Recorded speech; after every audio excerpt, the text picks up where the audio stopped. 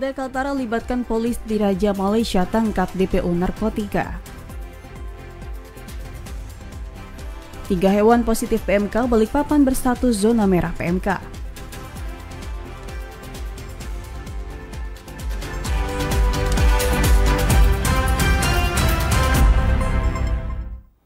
Assalamualaikum warahmatullahi wabarakatuh dan selamat sore saudara. Kalimantan Timur hari ini edisi 28 September 2022 hadir menjumpai Anda bersama saya Dea Natasha dan saya Aisy Gunadi.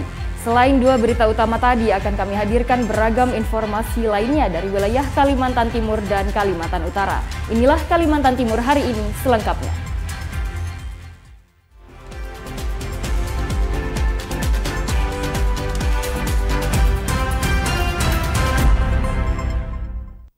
Berita pertama hari ini, saudara, Ditres Narkoba Polda Kaltara masih melakukan penyidikan terhadap sejumlah DPO bandar narkotika yang tinggal di negara Malaysia. Dalam penyidikan itu, Ditres Narkoba telah berkoordinasi dengan polis di Raja Malaysia guna menangkap para DPO tersebut. Pengungkapan narkotika jenis pil ekstasi dan sabu oleh personil Ditres Narkoba Polda Kaltara masih terus dikembangkan. Pasalnya dari 10 tersangka yang diamankan, semuanya mengaku hanya sebagai kurir yang diperintahkan oleh seorang bandar narkotika yang tinggal di Malaysia. Di Res Narkoba Polda Kaltara, Kombes Pol Agus Yulianto mengatakan bahwa 10 tersangka yang diamankan terdiri dari 6 laporan polisi atau LP. Dari 6 LP itu masih ada tersangka lain dengan status buron atau masuk dalam daftar pencarian orang DPO. Para DPO tersebut merupakan bandar besar yang berdomisili di Tawau, Malaysia. Untuk menangkap para DPO, Ditres Narkoba Polda Kaltara melakukan koordinasi dengan jajaran polis di Raja Malaysia atau PDRM, termasuk Liaison Officer Polri di Tawau. Kita sudah memberikan informasi ke sana, nanti dia akan melakukan WD, tapi yang jelas orang tersebut juga posisinya di Malaysia. Kita tidak tahu apakah dia warga negara sana atau apa. Ada berapa Pak yang DPO? Saat ini masing-masing perkara ada DPO-nya yang bisa kita kejar. Beda-beda ya, ada yang 1, ada yang 2, tergantung perkara kan yang dimusnahkan ini ada 6 LP. Berarti ada 6 DPO Pak? Lebih kalau nggak salah, ada beberapa LP yang DPO-nya bisa 2 orang. Lebih lanjut, Agus mengungkapkan jika nantinya para DPO itu berhasil ditangkap, dimungkinkan penanganan kasusnya bisa ditangani oleh polis di Raja Malaysia ataupun Polda Kaltara. Muhammad Aras dari Kabupaten Bulungan melaporkan. Saudara, Kota Balikpapan telah ditetapkan sebagai zona merah penyebaran kasus penyakit mulut dan kuku atau PMK oleh Satgas Penanganan PMK RI. Di Kota Balikpapan telah ditemukan 3 ekor hewan kerbau dan sapi yang mati secara mendadak dan hasil tes dinyatakan positif PMK. Saat ini Kota Balikpapan telah ditetapkan sebagai zona merah terhadap kasus penyakit mulut dan kuku PMK oleh Satuan Tugas Satgas Penanganan PMK RI. Kepala Dinas Pangan Pertanian dan Perikanan Haria Prisni mengatakan ditetapkannya Kota Balikpapan sebagai zona merah PMK ini setelah ditemukan 3 kasus hewan kerbau dan sapi yang mati secara mendadak dan hasil labnya pun dinyatakan positif PMK. Adapun riwayat masuknya PMK ke Kota Balikpapan lantaran terdapat pemasok hewan yang nekat membawa kerbau dan sapi melintasi jalur darat dari Kota Samarinda dan tanpa adanya karantina. Lebih lanjut, Haria Prisni menjelaskan untuk hewan yang telah terinfeksi wabah PMK tersebut, tim penanganan PMK Kota Balikpapan telah melakukan sembelih agar tidak menular ke hewan lainnya. Kita masuk zona merah untuk sapi ya. Sapi karena kita sudah terpapar tiga ekor sapi yang terpapar. Kemarin ada yang sudah kita potong secara paksa sudah. Boleh tahu nggak riwayat perjalanan sapi yang positif itu dari mana sih Bu? Kemarin lewat Samarinda dia masuk ke sini, jadi lewat darat. Saya nggak tahu dari Samarindanya dari mana. Artinya riwayatnya perjalanan darat Bu ya? Iya kayaknya. Dan tidak ada karantina? Tidak ada, karena lewat Samarinda dia. Nah saya nggak tahu di Samarinda tuh dari mananya. Bagi masyarakat atau peternak dan pemasok hewan yang menemukan ciri-ciri PMK, dapat segera melaporkan ke Dinas Pangan, Pertanian, dan Perikanan atau Puskesmas atau Kelurahan setempat agar segera mendapat penanganan dari Tim Penanganan PMK Kota Balikpapan. Andri Aprianto dari Balikpapan melaporkan.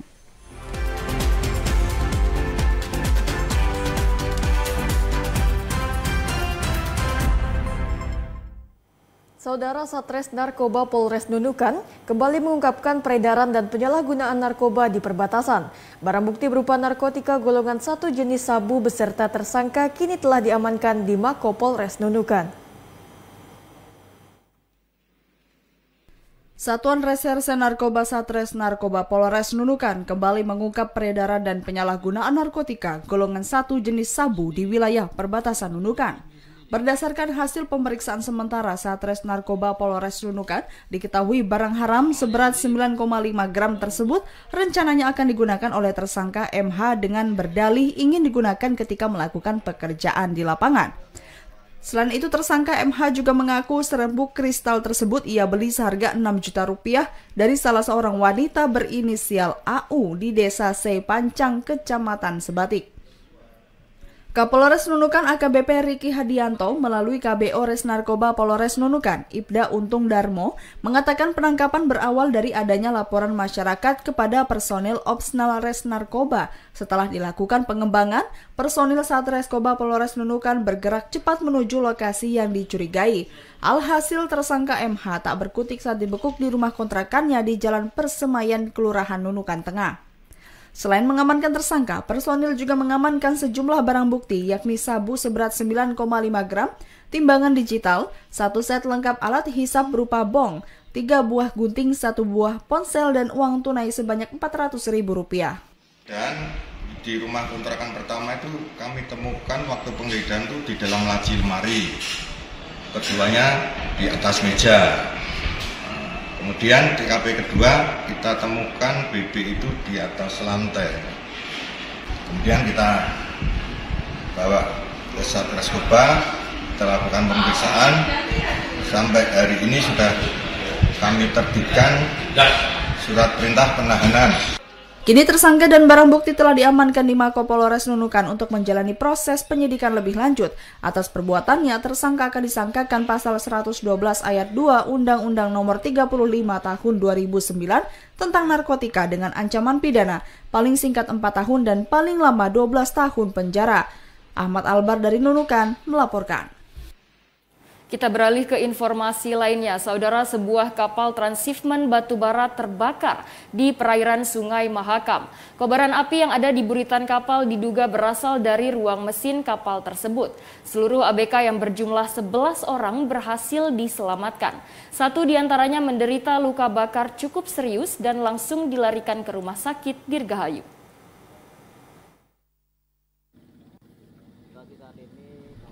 Kepulan asap hitam berasal dari terbakarnya sebuah kapal motor Momentum 25001 di perairan Sungai Mahakam di kawasan Pulau Atas, Kecamatan Sambutan, Samarinda. Anak buah kapal atau ABK yang berjumlah 11 orang harus dievakuasi ke darat menggunakan kapal cepat milik Polairut Polresta Samarinda usai menceburkan diri ke sungai saat kebakaran terjadi. Salah satu penumpang bernama Suwarno harus dilarikan ke rumah sakit akibat mengalami luka bakar serius. Mau kemana? Buat transfer langsir dari Jeti ke Langsir di Hulu sana. Oh ini kan? Kapal muatan kayak ponton yang di belakangnya ada setirnya itu kan? Itu ya Pak, apa buat transfer langsiran kan? Oh, buat kendaraan aja? Ya kayak batubara Pak. Batubara? Jadi kan di Timstran itu ya. Mesinnya kayak ada mesin. Oh ini kapasitas berapa ini? Ini kalau muatan 2.100. Kapal yang digunakan untuk memindahkan batu bara dari Jeti ke Tongkang tersebut hendak berangkat ke Melak, Kabupaten Kutai Barat. Diduga api berasal dari bagian mesin. Kita sudah menuju ke TKP, kita sudah mengumpulkan saksi-saksi. Jadi untuk yang di atas kapal itu ada sekitar 11 orang dengan korban luka, ada 1 orang saat ini masih di rumah sakit atas nama Suwarno. Kemudian kalau indikasi awal terbakarnya di bagian mana di kapal itu, mana? Informasi yang kami dapat sementara itu di bagian kamar mesin. Kamar mesin ya. Untuk lebih pastinya nanti akan kita lakukan penyelidikan lagi. Petugas Dinas Pemadam Kebakaran Kota Samarinda, Polairut Polresta Samarinda dan dibantu sejumlah kapal tugboat berupaya memadamkan api. Sementara anak buah kapal KM Momentum 25001 dibawa ke unit Inavis Polresta Samarinda ke kantor Polairut untuk diminta keterangan. Diki Zulkarnain dari Samarinda melaporkan.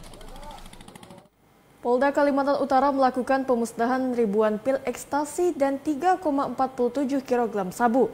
Barang bukti itu merupakan hasil tangkapan di Tres Narkoba periode Juli hingga September dengan 10 tersangka. Sebanyak 6.642 pil ekstasi dan 3,47 kg sabu dimusnahkan Polda Kaltara. Hasil tangkapan periode Juli hingga September 2022, dari barang bukti itu terdapat 10 tersangka yang berhasil ditangkap. Kapolda Kaltara Irjen Daniel Aditya Jaya mengatakan barang bukti narkotika yang dimusnahkan berasal dari 6 perkara dengan tersangka sebanyak 10 orang dari 3 tempat kejadian perkara atau TKP, yakni Bulungan, Tarakan, dan Nunukan. Barang bukti pertama yang diamankan berasal dari tangkapan pada tanggal 16 Agustus 2022. Di Tres Narkoba Polda Kaltara mengamankan 3,14 kg sabu dan 4.753 butir ekstasi dari tersangka berinisial NS di Jalan Lingkar, Pulau Sebatik di Desa Lourdes. Tersangka NS berperan untuk mengambil narkotika jenis sabu dan ekstasi dari RM yang saat ini DPO di Tawau, Malaysia. Barang bukti berikutnya terdiri dari 1,1 gram sabu dan 1.889 butir ekstasi dengan tersangka berinisial CN dan FR. Petugas menangkap tersangka di salah satu pondok tambak pinggir Sungai Pangkaran, Tanjung Buka, Bulungan. Sementara bukti lainnya merupakan milik tersangka lainnya, yakni AR, MK, NR, ZK, II, dan DP. Diambil adalah barang bukti dari 6 perkara atau 6 laporan polisi dengan jumlah tersangka 10 orang. Jadi total barang bukti narkoba yang kami musnahkan adalah 3.471,37 gram narkotika jenis sabu. Kemudian kedua 6.642 butir narkoba jenis ekstasi. Para tersangka terancam pasal 112 ayat 2 junto, pasal 114 ayat 2 subsider, pasal 132 ayat 1 Undang-Undang Nomor 35 Tahun 2009 tentang narkotika. Mereka terancam hukuman pidana penjara minimal 5 tahun dan maksimal 20 tahun atau hukuman mati. Muhammad Aras dari Bulungan melaporkan.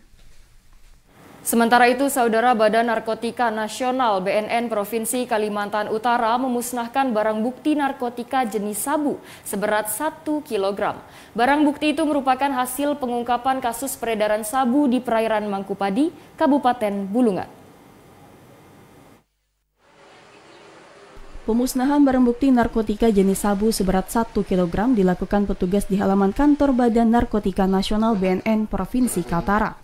Barang bukti narkoba jenis sabu seberat 1 kg dimusnahkan dengan cara dilarutkan ke dalam air, lalu dibuang ke kloset dan disaksikan ke 4 pelaku.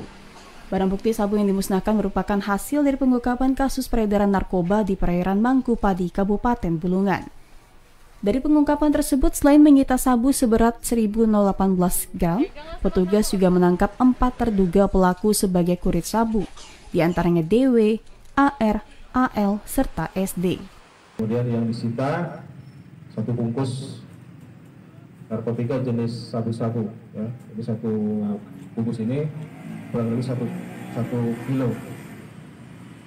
Untuk pelakunya ada 4 orang seperti yang teman-teman lihat di belakang saya, ya, ada 4 orang.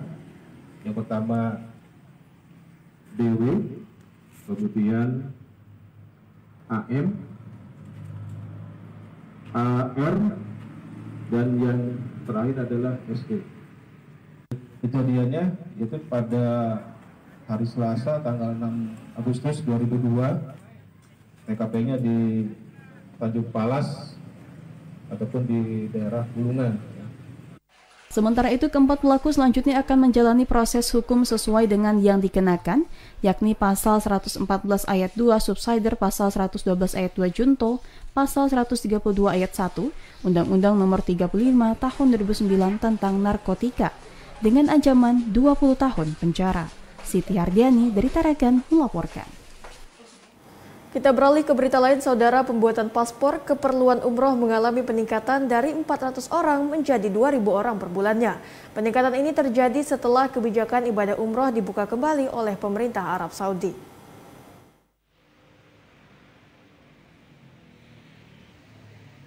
Pemerintah Arab Saudi telah membuka pengajuan visa umroh sejak bulan Juli lalu. Pembuatan paspor umroh mengalami peningkatan hingga di atas 100%, seperti yang terjadi di kantor imigrasi kelas 1 TPI Samarinda di Jalan Juanda.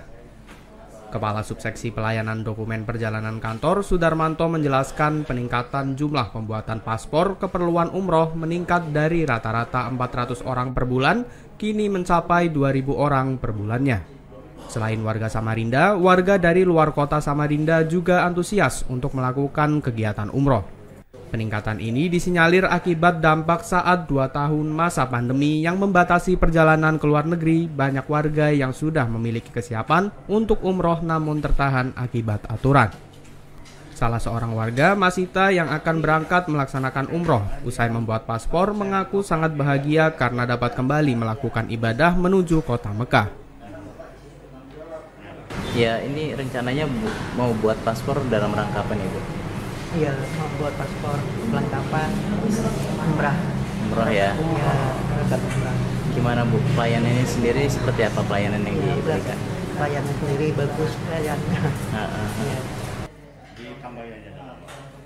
Sebagai bentuk peningkatan pelayanan, kantor imigrasi telah membuat sistem pendaftaran untuk paspor secara online. Hal ini sebagai upaya memberikan kemudahan masyarakat, yakni dengan sebuah sistem aplikasi. Para pendaftar cukup mengisi format dan kelengkapan yang diperlukan.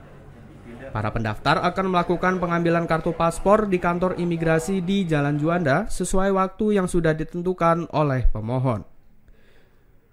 Budiman dari Samarinda melaporkan.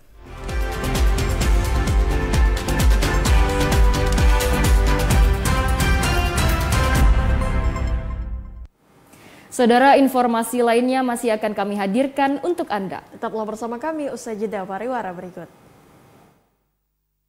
1 dari 4 anak Indonesia mengalami gangguan pertumbuhan yang disebut dengan stunting. Stunting menyebabkan anak gagal tumbuh, pendek, kurang cerdas, dan berisiko terkena beberapa penyakit. Stunting terjadi sejak dari dalam kandungan. Ingat, kekurangan gizi dan anemia sejak remaja berpengaruh terhadap stunting, kehamilan tanpa persiapan yang matang, serta pola asuh yang salah. Dan stunting bisa diatasi hanya dalam 1000 hari kehidupan pertama. Oleh karena itu, keluarga dan kehamilan harus direncanakan. Rencanakan keluarga sejak dini karena semua bisa berisiko melahirkan anak stunting. Dengan bergotong royong, kita harus bisa mewujudkan Indonesia emas yang bebas stunting.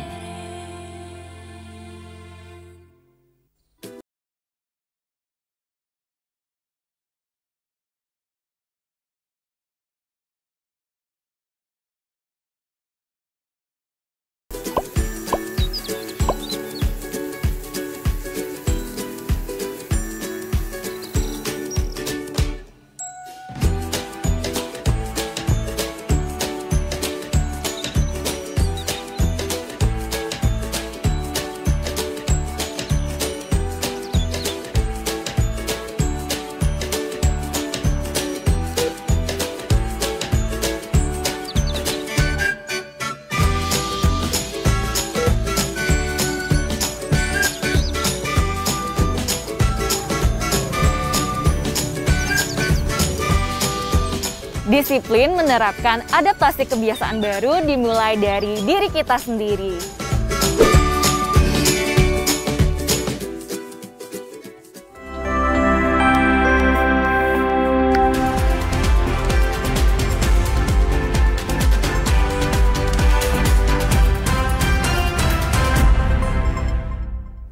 Terima kasih Anda masih bersama kami di Kalimantan Timur hari ini. Informasi tentang Sarasehan Unmul akan kami hadirkan dalam segmen advertorial berikut.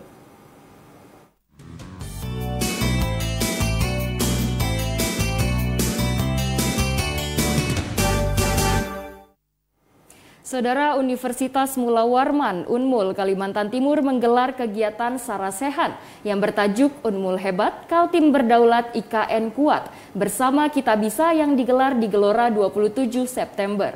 Kegiatan ini menjadi ajang untuk memperkuat silaturahmi dan keakraban seluruh keluarga besar Universitas Mula Warman.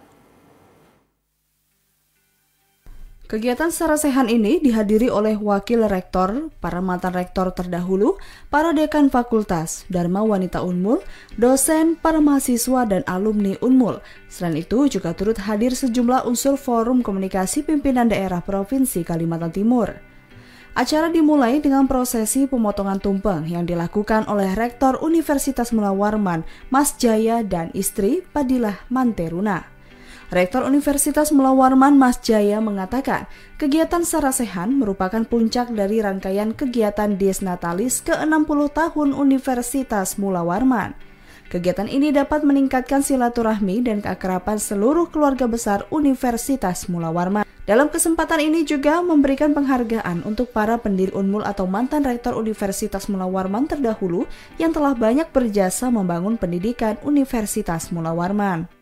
Adalah puncak dari seluruh rangkaian perayaan menyambut Dies Natalis. Di Sarasehan ini ada yang paling sering kita lakukan adalah syukur, yang kedua memutar kembali perjalanan dari seluruh rangkaian sejak berdirinya Unmul sampai kepada berakhirnya saat ini. Selain itu, dalam kegiatan Sarasehan, 3 fakultas terbaik di Universitas Mula Warman juga mendapatkan penghargaan atas indikator kinerja utama atau IKU.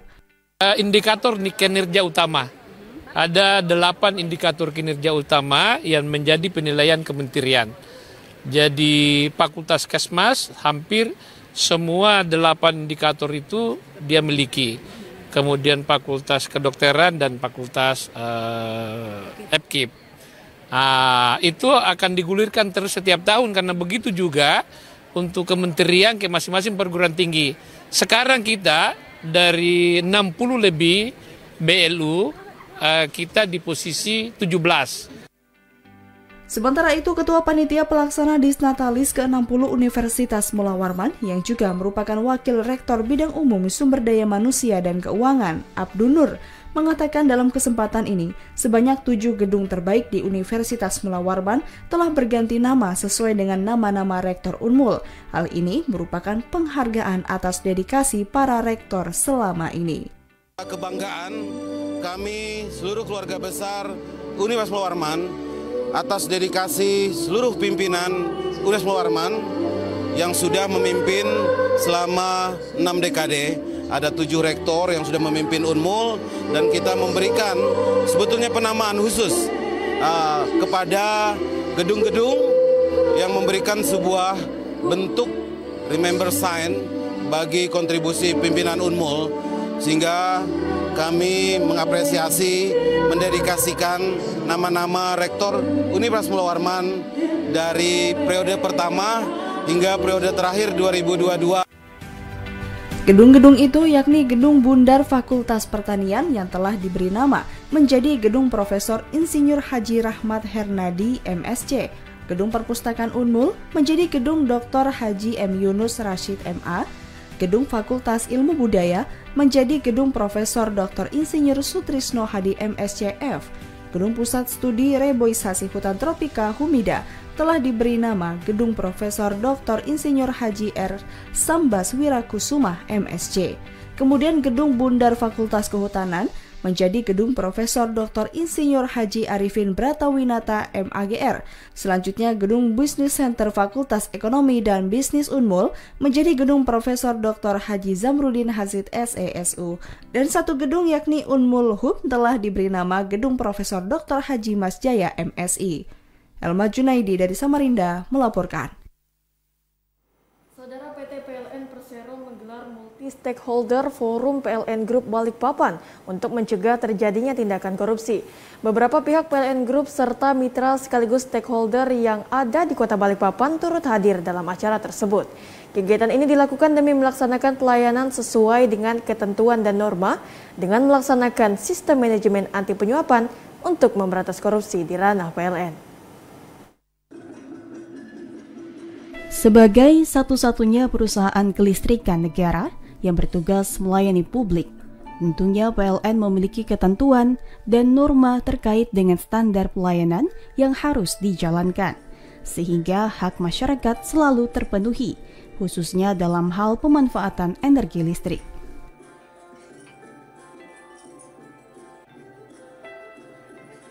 Dalam rangka melaksanakan layanan kepada masyarakat, PLN saat ini menerapkan aturan terkait dengan korupsi, yakni sistem manajemen anti penyuapan.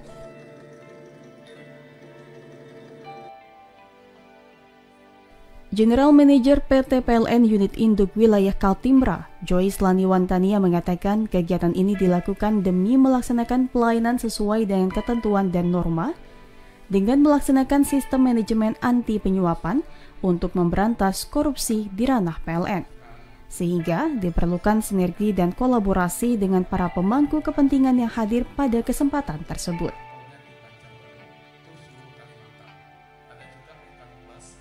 Untuk itu, Joyce berharap acara tahunan ini dapat merealisasikan sistem manajemen anti penyuapan. Tingginya antusias perwakilan para stakeholder yang turut hadir dapat memberikan dukungan pada komitmen PLN dalam pemberantasan penyuapan. Multi Stakeholder Forum ini memang merupakan acara tahunan dari PLN Group yang tentunya tujuannya selain mengikat tali silaturahim, kemudian saat ini juga PLN mengimplementasikan ISO 37001 versi 2016 ya tadi terkait sistem manajemen anti penyuapan yang diharapkan sistem manajemen ini bisa terrealisasi dengan dukungan stakeholder yang tentunya kami undang. Dan ini stakeholder yang datang pada saat ini sangat antusias dan alhamdulillah lumayan banyak, dan diharapkan semua ikut memberikan dukungan terkait dengan komitmen anti penyuapan dari PLN. Kalau dari pelaksanaan MSF, kalau untuk di sini karena saya baru bergabung saat ini, saya belum bisa mengevaluasi, tapi yang dilakukan PLN secara keseluruhan se-Indonesia setiap tahunnya antusias dari stakeholder yang kami undang itu bertambah. Kemudian kami juga ketika menyampaikan komitmen dan program itu tersampaikan keseluruhan kepada mitra dan stakeholder, dan semua informasi yang istilahnya kami ingin sampaikan tersampaikan dengan baik gitu. Sementara itu, staf ahli 2 pemerintahan Provinsi Kalimantan Timur, Didi Rusdiansyah dalam sambutannya mewakili Gubernur Kalimantan Timur mengatakan turut menyambut baik pelaksanaan kegiatan tersebut demi sinergitas antar lembaga.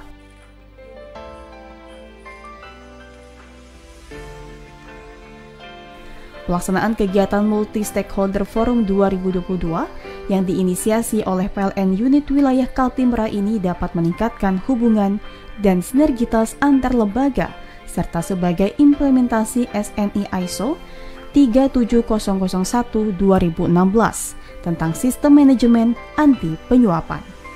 Andri Aprianto dari Balikpapan melaporkan. Kepala Daerah Penajam Pasir Utara yakni PLT Bupati Hamdam mengapresiasi program keadilan restoratif yang dilakukan Kejaksaan Negeri atas kasus laka lantas yang mendakwa seorang warga PPU. Dengan dibebaskan atau dihentikan penuntutannya pada kasus tersebut, PLT Bupati memberikan penilaian positifnya dengan siap memberikan dukungan penuh kepada Kejaksaan Negeri PPU.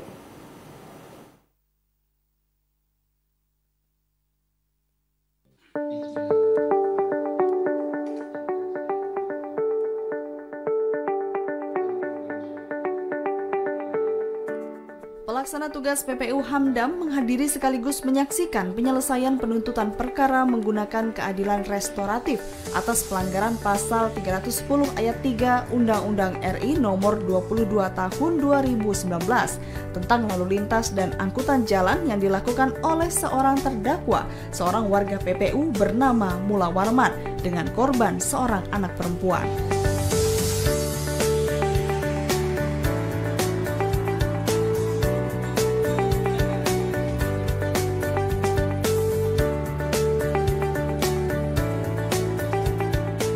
Penyelesaian penuntutan ini ditandai dengan dilepasnya rompi tahanan yang dikenakan Mula Warman dengan disaksikan juga Forkopimda se-PPU, salah satunya yakni PLT Bupati Hamdam.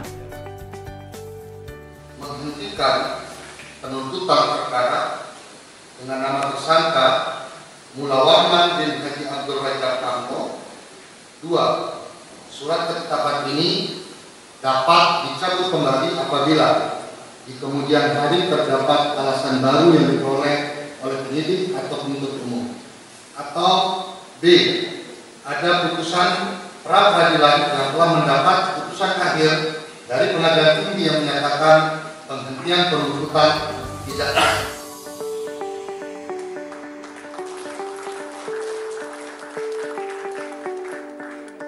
Dalam sampaian pelaksana tugas Hamdam atas nama pemerintah dan masyarakat PPU, ia menyambut baik upaya-upaya yang telah dilakukan oleh Kejari PPU, serta semua pihak yang terlibat dalam agenda penyelesaian perkara menggunakan keadilan restoratif. Terkait dengan penyelesaian perkara yang dilakukan dengan keadilan restoratif, Hamdam menyatakan bahwa ini merupakan hal yang sangat menggembirakan. Hamdam juga berharap semua warga PPU memiliki hati seperti yang dilakukan keluarga korban, sehingga kerja aparat penegak hukum bisa berkurang sedikit demi sedikit. Dengan adanya terobosan hukum melalui keadilan restoratif oleh Kejari PPU, menurutnya bisa terus dikembangkan lebih luas sepanjang itu memenuhi unsur-unsurnya. Satu terobosan hukum yang sangat baik sekali yang dilakukan oleh Kejari, melalui keadilan restoratif. Ya, masyarakat tentu berharap yang seperti ini terus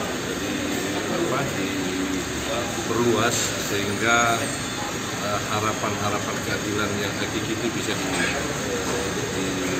dirasakan oleh masyarakat kita supaya sepanjang memenuhi kriteria-kriteria memang yang diperbolehkan.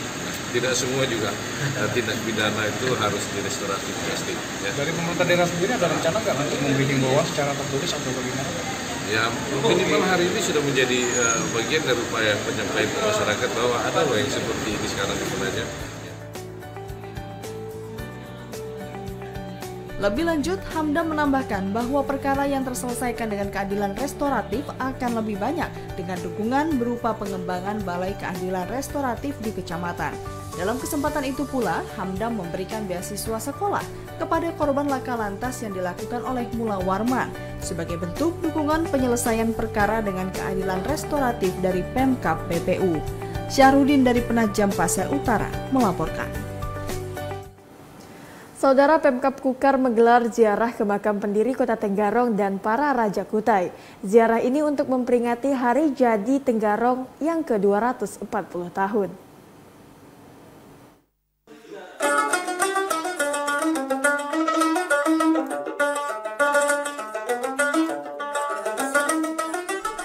Dalam rangka memperingati Hari Jadi Tenggarong yang ke-240 tahun, pemerintah Kabupaten Kutai Kartanegara bersama Kesultanan Kutai Kartanegara Ing Martadipura menggelar ziarah makam para raja yang pernah memimpin di Kutai.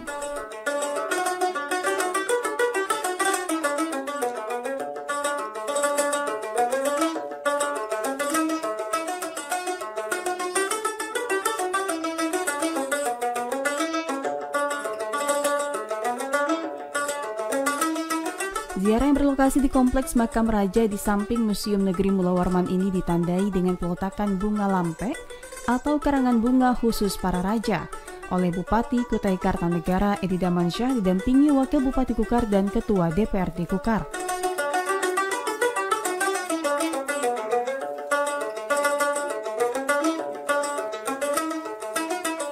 Melalui peringatan Hari Jadi Tenggarong ini, masyarakat diajak untuk mendoakan para raja yang dulunya telah memimpin kerajaan Kutai. Bupati Kutai Kartanegara Edi Damansyah mengatakan masih banyak hal yang akan dilakukan untuk Kota Tenggarong. Di antaranya pembenahan di beberapa titik dan pengembangan Kota Tenggarong, salah satunya menjadi kota yang berbudaya, ramah, aman, dan tertib.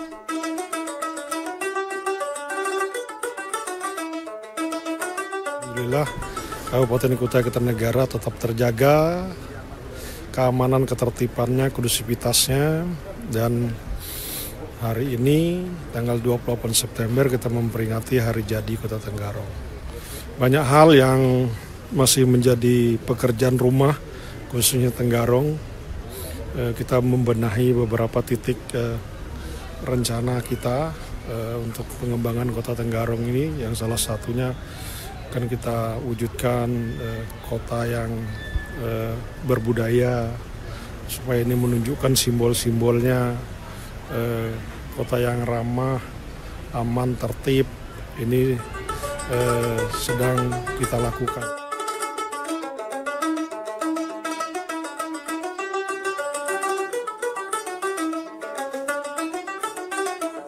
Dalam momen peringatan HUT Tenggarong ke-240 tahun ini, para generasi selanjutnya khususnya pemuda juga diharapkan bisa menjadi sumber daya manusia yang unggul dalam melakukan pembangunan di wilayah Kutai Kartanegara.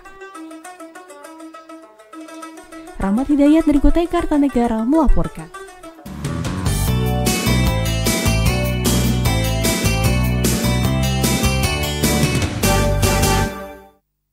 Saudara, informasi lainnya akan kami hadirkan untuk Anda. Untuk itu tetaplah bersama kami. Sebuah persembahan.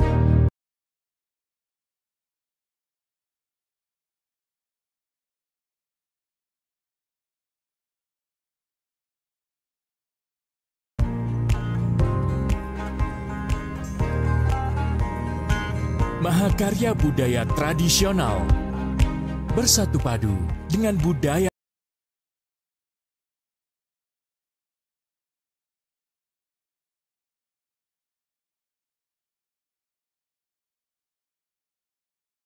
Dalam asrinya hutan tropis Kalimantan.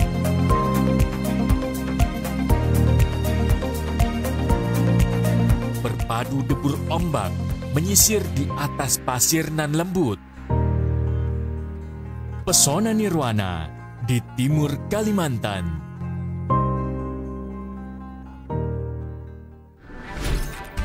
Halo semuanya, aku Modi, maskot TV Digital Indonesia. Aku akan membantu semua orang menuju migrasi TV digital.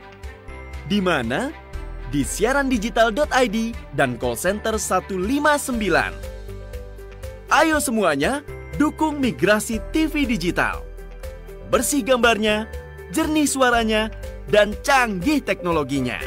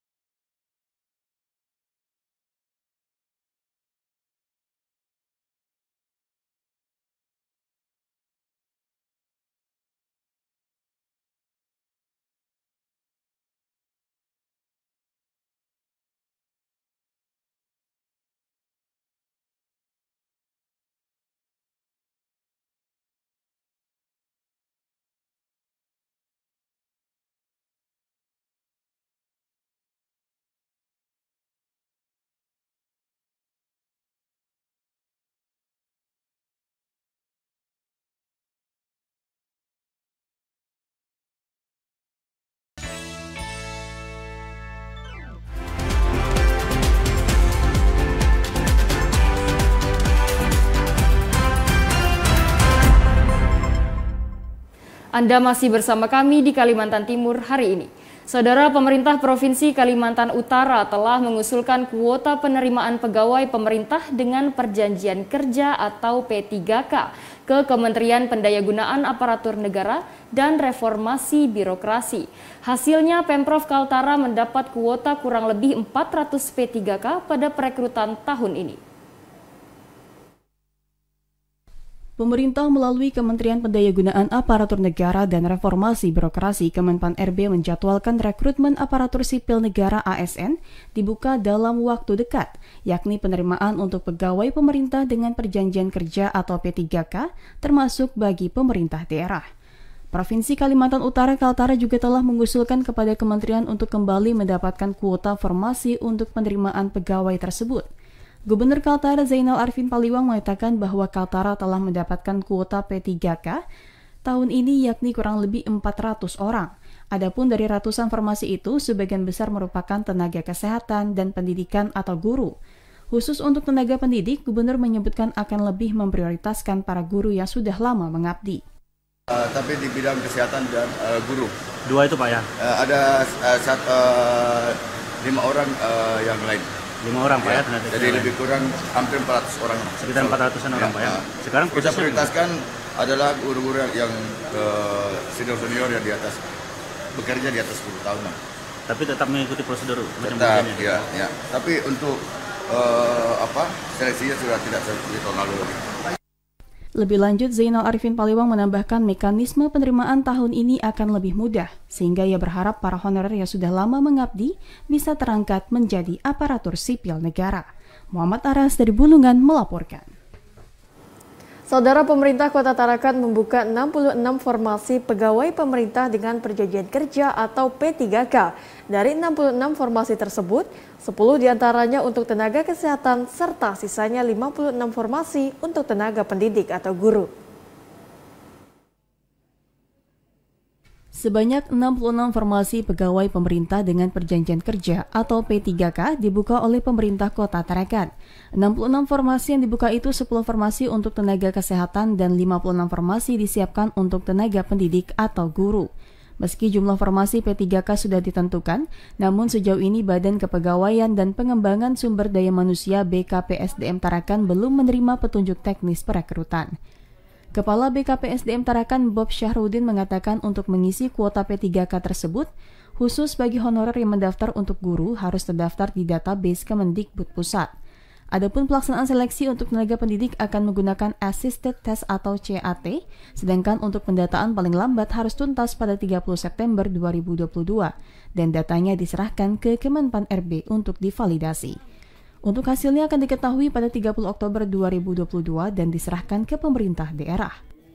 Dari 66 orang ini, 10-nya untuk di tenaga kesehatan, 56 untuk tenaga pendidikan, dalam hal ini guru.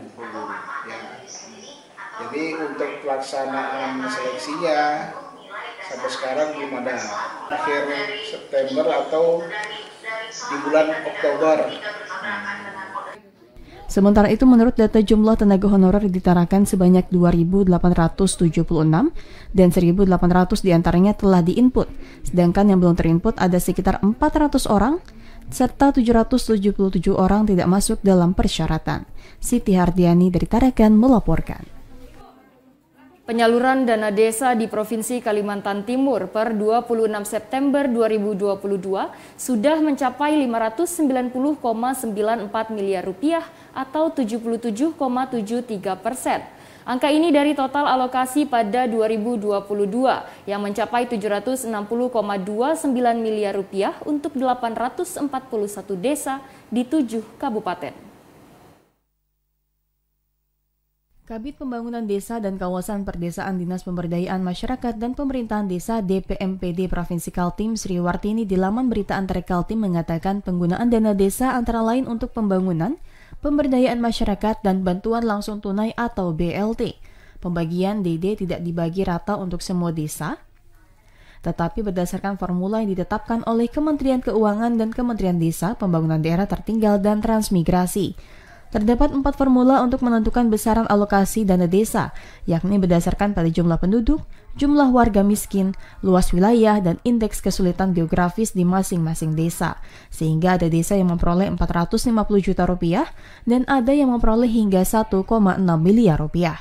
Sementara itu, kabupaten yang paling banyak menerima dana desa tahun ini yakni Kutai Kartanegara dengan nilai 176,9 miliar rupiah untuk 193 desa yang tersebar di 18 kecamatan dengan progres penyaluran dana desa mencapai 139 miliar rupiah atau 78,57%. Disusul Kabupaten Kutai Barat dengan total dana desa 197,19 miliar rupiah untuk 190 desa yang tersebar di 16 kecamatan dengan penyaluran dana desa saat ini sudah mencapai 130,13 miliar rupiah atau sebesar 82,78%. Kabupaten Kutai Timur total senilai 144,75 miliar rupiah untuk 139 desa yang tersebar di 16 kecamatan dengan penyaluran dana desa saat ini sudah mencapai 103,02 miliar rupiah atau sebesar 71,17%. Kabupaten Pasir total dana desa tahun 2022 senilai 115,26 miliar rupiah untuk 139 desa yang tersebar di 10 kecamatan dengan penyaluran dana desa saat ini sudah mencapai 92,83 miliar rupiah atau sebesar 80,54%. Kabupaten Berau menerima dana desa senilai 87,83 miliar rupiah untuk 100 desa yang tersebar pada 10 kecamatan dengan penyaluran dana desa saat ini mencapai 65,43 miliar rupiah atau sebesar 74,50%. Kabupaten Mahakam Ulu dengan total dana desa 51,32 miliar rupiah untuk 50 desa yang tersebar di 5 kecamatan dengan penyaluran dana desa sudah mencapai 39,44 miliar rupiah atau sebesar 76,87%. Terakhir, Kabupaten Penajam Pasir Utara dengan total dana desa sebesar 27,02 miliar rupiah untuk 30 desa di 4 kecamatan. Dengan penyaluran dana desa saat ini sudah mencapai 21,07 miliar rupiah atau sebesar 77,97%. Tim redaksi TVRI Kaltim melaporkan. Saudara Dinas Pariwisata Provinsi Kaltim menggelar diskusi untuk meningkatkan pariwisata di Provinsi Kalimantan Timur. Diskusi kali ini mengusung tema pengembangan ekosistem berbasis sungai dan danau. Dinas Pariwisata Kaltim akan mengembangkan destinasi wisata 3 danau menjadi ekowisata. Dinas Pariwisata Provinsi Kalimantan Timur menggelar MAIS Hari Pariwisata bertema pengembangan ekowisata berbasis sungai dan danau. Danau yang akan menjadi ekowisata adalah Danau Jempang, Danau Melintang, dan Danau Sumayang. PLT Kepala Dinas Pariwisata Provinsi Kaltim Muhammad Irfan Rifai mengatakan, Kalimantan Timur memiliki potensi pariwisata yang tinggi, khususnya dengan keindahan alamnya. Potensi inilah yang harus dikembangkan oleh pemerintah Provinsi Kalimantan Timur, khususnya Dinas Pariwisata Kaltim.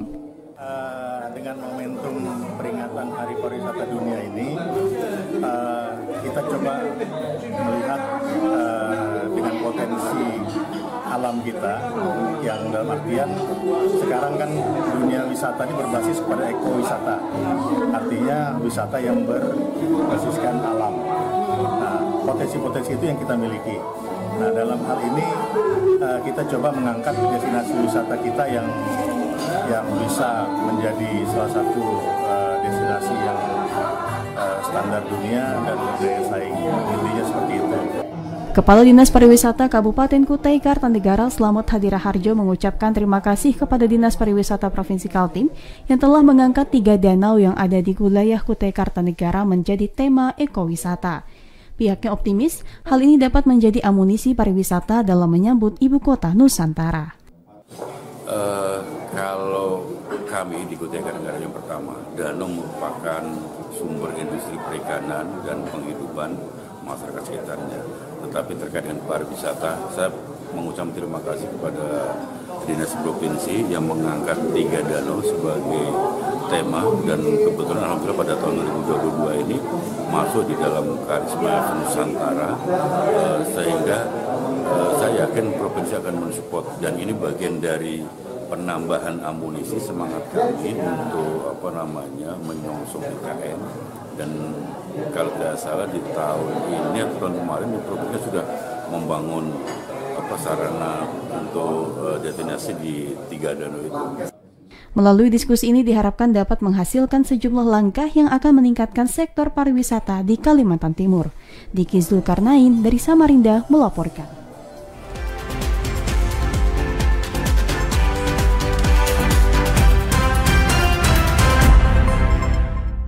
Saudara, informasi dari provinsi lainnya yang ada di Pulau Kalimantan akan kami hadirkan untuk Anda. Selengkapnya dalam segmen Lintas Borneo.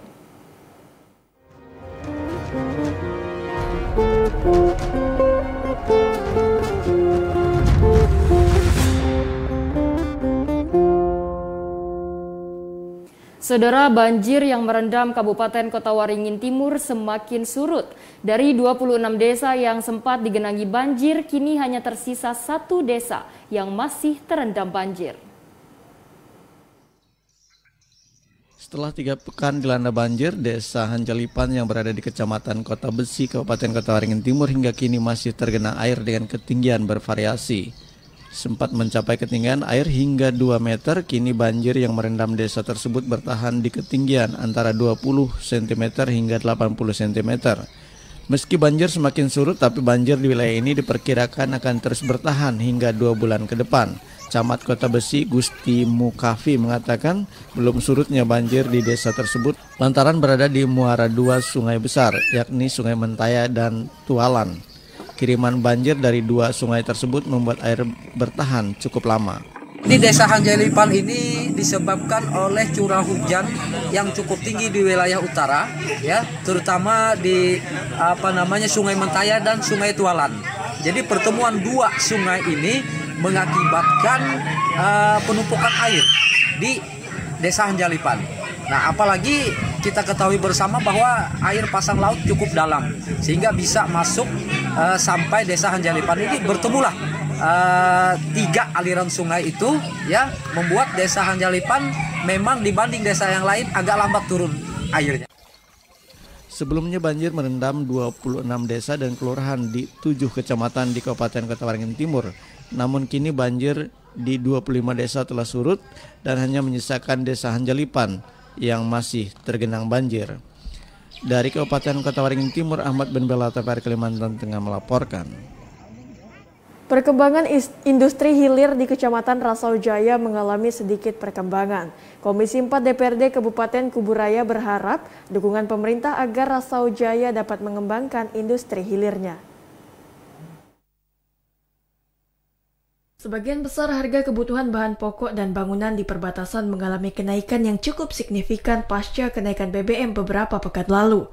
Dampak inflasi itu tidak sampai mempengaruhi aktivitas jual beli masyarakat di beranda terdepan NKRI itu. Camat Entikong Kosmas Yul mengungkapkan, inflasi yang dihadapi masyarakat di perbatasan masih di bawah 20%. Dengan demikian tidak berpengaruh dengan aktivitas masyarakat. Hasil pemantauan di lapangan justru biaya jasa angkutan ke pedalaman naik signifikan, menyebabkan harga bahan bangunan seperti semen naik drastis, sebelumnya di kisaran 110.000 per sak, sekarang menjadi 170.000 per sak di pedalaman Entikong. Untuk dampaknya kenaikan sembako dan pengaruh terhadap kenaikan BBM, yang pertama saya kira tidak ada yang signifikan, ya. Kalau saya hitung-hitungan saya itu di bawah 20% ya, inflasinya. Camat Entikong Kosmas Yul mengatakan, inflasi saat ini belum terdampak dengan aktivitas jual beli masyarakat. Suplai bahan pokok menuju perbatasan juga tidak terhambat, kendati BBM sudah naik dan mempengaruhi biaya ekspedisi. Tim TVRI Kalimantan Barat melaporkan.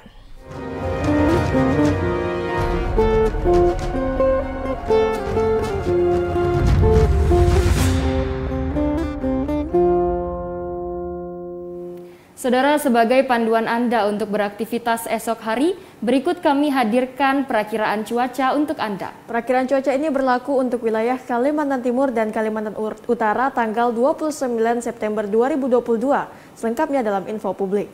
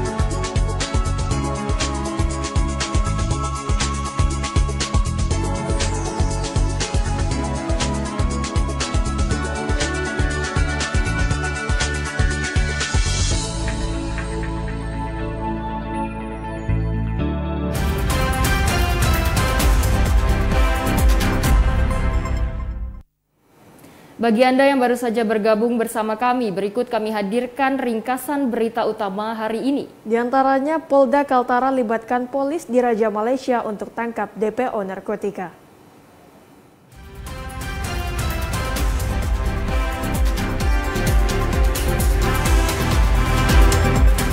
Ditres Narkoba Polda Kaltara masih melakukan penyidikan terhadap sejumlah DPO bandar narkotika yang tinggal di negara Malaysia. Dalam penyelidikan itu, Ditres Narkoba telah berkoordinasi dengan polis di Raja Malaysia guna menangkap para DPO tersebut. Kota Balikpapan telah ditetapkan sebagai zona merah penyebaran kasus penyakit mulut dan kuku PMK oleh Satgas Penanganan PMK RI. Di Kota Balikpapan telah ditemukan 3 ekor hewan kerbau dan sapi yang mati secara mendadak dan hasil tes dinyatakan positif PMK.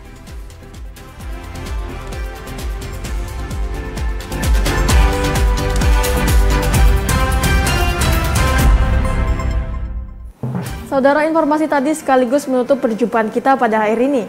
Akhirnya saya Diana Tasya dan saya Aisy Gunadi, mewakili seluruh kerabat kerja yang bertugas pamit undur diri dari hadapan Anda. Ayo dukung terus Migrasi TV Digital Indonesia, karena bersih gambarnya, jernih suaranya, canggih teknologinya. Assalamualaikum warahmatullahi wabarakatuh dan sampai jumpa.